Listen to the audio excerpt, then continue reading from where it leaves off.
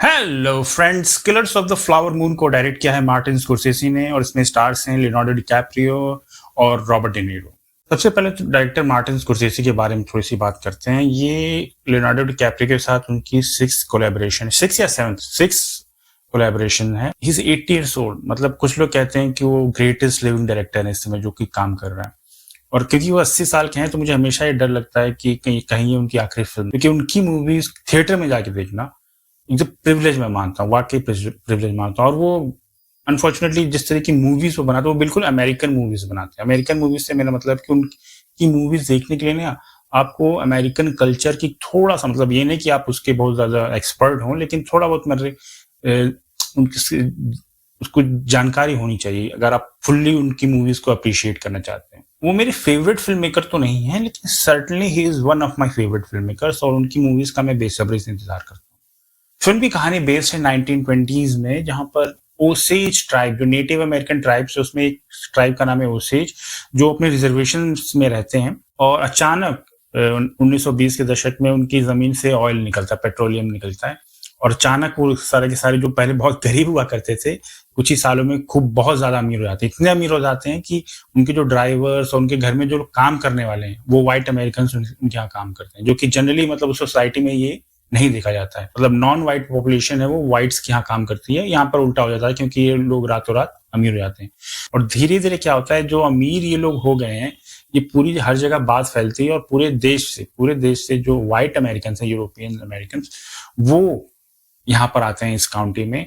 और धीरे धीरे क्या करते हैं, प्लान रचते हैं कि कैसे इन लोगों को यहाँ से भगाया जाए और सारा का सारा जो पैसा, ऑयल मनी है, इसके ऊपर कब्जा किया जाए। और उन लोगों का प्लान क्या है जानते हैं, कि पैसा कैसे अपनी तरफ करें। ऐसा नहीं कि जाके सबको, क्योंकि आप 1920s है, अब वो जो वाइल्ड वेस्ट के जमाने से चले गए कि जहां पर आप बंदूक उठा के मार के लोगों को भगा सकते थे, ऐसा तो है नहीं। तो अभी लोगों ने क्या किया है, धीरे धीरे क्या करते हैं, जो व्हाइट अमेरिकन हैं वो वहाँ की नेटिव औरतों से जो हैं उनसे शादी करते हैं। और शादी के बाद उन औरतों को मार देते हैं ताकि उनकी सारी जायदाद उनके नाम हो जाए, क्योंकि जनरली जो नेटिव अमेरिकन हैं उनमें जो प्रॉपर्टी राइट्स हैं वो औरतों के नाम होते हैं। पूरी जो ग्रुप है, पूरा जो व्हाइट अमेरिकन का इस काउंटी में, उनका जो मास्टरमाइंड है उसका नाम है विलियम हेल। उसको प्ले किया रॉबर्ट डेनिरो ने। और रॉबर्ट डेनिरो का कैरेक्टर में मतलब उसको आप मेन विलन कह सकते हैं इस फिल्म में। और वो मतलब वैसा विलन नहीं है जो कि मतलब आप हाथ में बंदूक लेके और मुंह में सिगार लेता हुआ और हंसता हुआ, नहीं। वो इतना ज्यादा शरीफ है इंसान।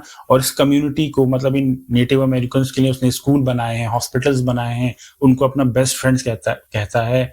उनकी जो चीफ हैं उन लोगों के साथ उठता बैठता है, मतलब कैसे वो लोग अपना जीवन जिया उन्हें मदद करता है। और साथ ही साइमल्टेनियसली इन लोगों को मारता है, उन लोगों को वहां से निकालता है और की कोशिश कर रहा है, प्लानिंग बना रहा है कैसे मारना है, किसको मरवाना है। और मार के उसको किसी की सुसाइड हो गया, किसी को जहर दे के मार दिया धीरे धीरे। और कुछ जो सीन्स हैं जो बहुत ही चिलिंग लगे मुझे, वो खास ऐसे हैं कि जैसे कि डिनर सीन्स हैं जहां पर वो किसी को मारने का प्लान बना रहे हैं, लेकिन शब्द जो ये लोग यूज कर रहे हैं बिल्कुल ऐसे कैजुअल तरीके से वो लोग बातें कर रहे हैं। और इस तरीके नहीं कि वो इविल हैं। जो इस फिल्म की जो मेन चीज है ना, कि जो बुरा आदमी है वो ऑन द फेस बुरा नहीं लगता है, आप उसके काम धीरे धीरे देखेंगे कि बहुत ही गंदा आदमी है, लेकिन वो जो बातें कर रहा है, जो जिस तरह से लोगों के साथ उसका व्यवहार है, वो इतना अच्छा है कि जो पूरी की पूरी ओसेज कम्युनिटी है इसको हीरो मानती है।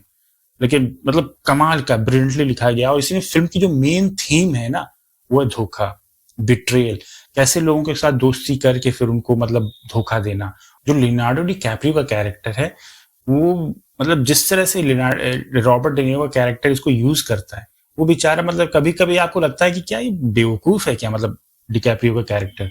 और फिर आपको लगता है नहीं, ये बेवकूफ नहीं है, या फिर मतलब जानबूझ के जो कर रहा है अपनी वाइफ के साथ और लोगों के साथ, मॉन्स्ट्रस लगता है वो। और एक ही सेंटेंस में वो बोलेगा कि वो अपनी पत्नी से प्यार करता है, एक ही सेंटेंस में लिटरली। और उसी सीन में आप वो देखेंगे कि कुछ ऐसा वो कर रहा है कि लिटरली जो कि उसकी वाइफ की जान ले सकता है।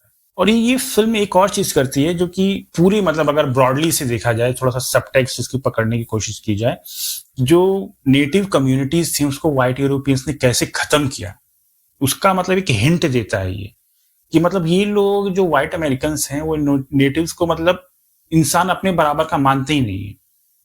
उनका मानना है कि जो तेल जमीन से निकला है उसके इन लोगों ने काम तो किया नहीं है, वो तो अचानक जमीन से निकला, अपनी मेहनत तो इन्होंने की नहीं है। तो अगर मैं इनसे ले रहा हूँ, इनसे ये छीन रहा हूँ, तो मैं कोई गलत काम नहीं कर रहा हूँ। ये उनकी मतलब रीजनिंग है उसके पीछे। वो अलग बात है कि उन बेचारों को अपने ही देश से निकाल के इस रिजर्वेशन पे एक छोटी सी जगह अमेरिकन गवर्नमेंट ने दे दी कि तुमको यहीं रहना है, यहीं जियो, यहीं मरो। वो तो लकी थे वो कि वहां से तेल निकल गया, लेकिन इन लोग की थिंकिंग ऐसी नहीं है। वो इन लोगों को मार देना चाहते हैं और वो ऑयल मनी चाहते हैं पूरी तरह से। परफॉर्मेंसेस यहाँ पर सबकी ऑल मतलब उसमें परफॉर्मेंसेस में क्या करना है यार, सबकी टॉप नॉच परफॉर्मेंसेस हैं। अब आते हैं जो इसके मोस्ट इंपॉर्टेंट चीज है, वो है इस फिल्म की ट्रीटमेंट। स्कोर्सेसी ने इस फिल्म को बिल्कुल ऑलमोस्ट लाइक ए डॉक्यूमेंट्री बनाया है।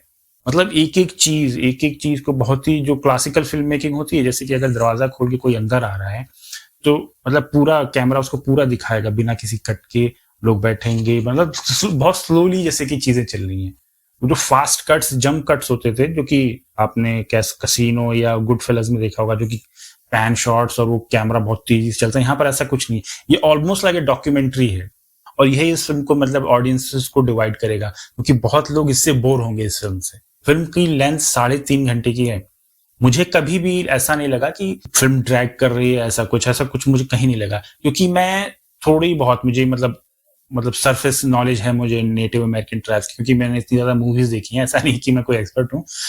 तो मुझे थोड़ी बहुत नॉलेज है कि ये मतलब कि रिजर्वेशंस क्या होता है, नेटिव अमेरिकन। बहुत लोग तो जहाँ पे मैं मूवी देख रहा था उन्हें पता नहीं, जब वर्ड इंडियन आ रहा था तो वो अपने आप को इंडिया से कंफ्यूज कर रहे थे। उनको यही नहीं पता था कि वो नेटिव अमेरिकन से दूसरी। अगर आपको थोड़ी मतलब सरफेस लेवल नॉलेज भी है अमेरिकन हिस्ट्री के बारे में थोड़ी सी, तो आप इसे एंजॉय करेंगे। लेकिन अगर नहीं है, मैं श्योर हूं कि लोग उससे बोर होंगे।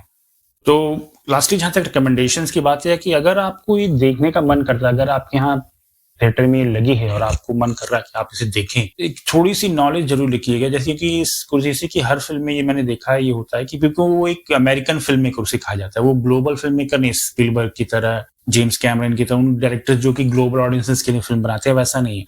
वो अमेरिकन ऑडियंसेस के लिए फिल्म बनाता है और वहीं की कहानियां भी लेता है। तो आपको थोड़ी बहुत नॉलेज अमेरिका की हिस्ट्री के बारे में, हल्की सरफेस लेवल नॉलेज होनी चाहिए, तब आप इसे मतलब पूरी तरह से एंजॉय कर पाएंगे। वरना अगर आप सिर्फ सरफेस लेवल पर अगर आप मैं देखूं तो आप एंजॉय करेंगे, क्योंकि फिल्म जैसे मैंने बताया बिट्रेयल के बारे में, धोखा के बारे में है, वो तो यूनिवर्सल थीम है।